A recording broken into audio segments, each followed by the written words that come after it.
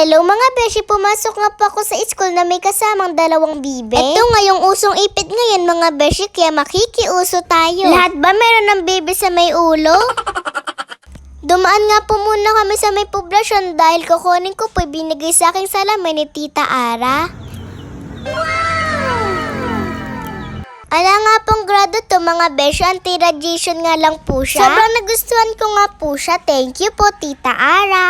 Excited nga ako isuot kung bagay ba sa akin siya mga beshi. Nagandahan nga din po si mama, bagay nga daw po sa akin. Kaya naman gagamitin ko na siya sa may school mga beshi. Ihahatid na nga po ako rin mama at papa sa may school. Sinabi ko nga po sa kanila na bigay namin ng card mamaya. Naglalakad na nga po ako papunta sa may room ko. Ang ganda nga po ng sikat ng araw. Pagdating ko nga sa room, niyakap na nga ako ng kaklase ko. Ang sweet talaga nitong kaklase kong si Mikay. Bago nga umalis si mama, binigyan na nga po niya ako ng 20 pesos at sticker. Meron po kasi nang hihingi ng sticker ko. Nung 2 PM naman ng hapon, pumunta na po si mama sa may gym para makipag-meeting. Pagkatapos naman sa gym, dito naman siya dumiretso sa may room ko. Shoutout nga po pala sa mga kaklase ko. Meron nga pala kaming family day at field day. Pagkatapos naman mag-meeting, pinamigay na po ni teacher yung card.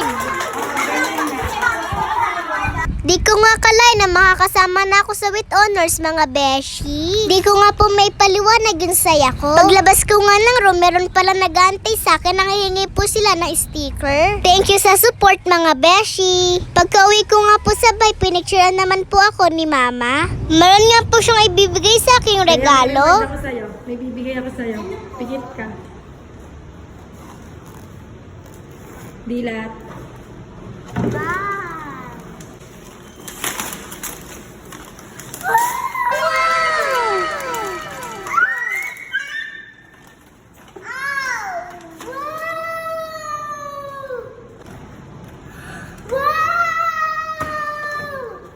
Thank you po mama sa regalo mo sa akin. Nung bandang 4 PM naman po ng hapon, pumunta nga po kami sa may Pandayan. Bibili nga po ako ng chocolate. Magdi-DIY po kasi ko mga beshi. Ilalagay ko nga po siya sa may flower na may bouquet.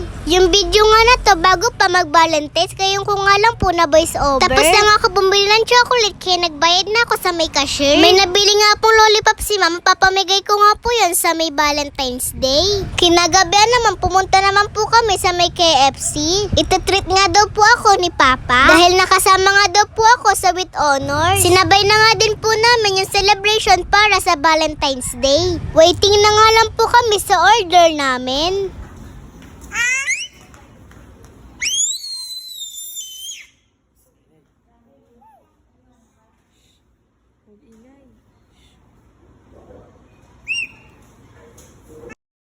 Tara, kain po tayo mga beshi. Thank you po sa lahat ng blessings.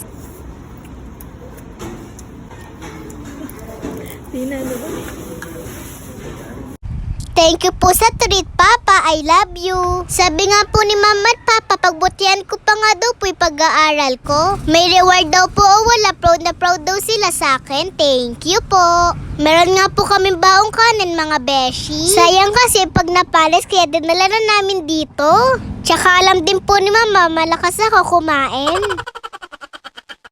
Alam ko na nga kung ba't sumakit yung tiyan ko. 3 days po kasi sumasakit yung tiyan ko. Baka na-impatyo nga ako mga beshi. Nakatulog nga ako sa room ko nung isang araw. Napuyat po kasi ako dahil masakit yung tiyan ko. Pagka uwi naman po namin sabay, sinimulan ko naman po gawin yung chocolate. Bali tinaypan ko lang yung chocolate sa may stick. Tapos tinusok ko na isa-isa sa may bouquet. Di nga pala to fresh flower mga beshi. Ito nga din po binili ko para hindi malanta, para din po may display ni teacher sa kanila. Ito na yung kinalabasan mga beshi, o diba ang ganda? Kung napanood yun na nga po yung vlog ko nung Valentine's Day, ito nga po binigay ko kay teacher. Yun lang, salamat sa panonood. Bye bye mga beshi. Happy Valentine's Day everyone.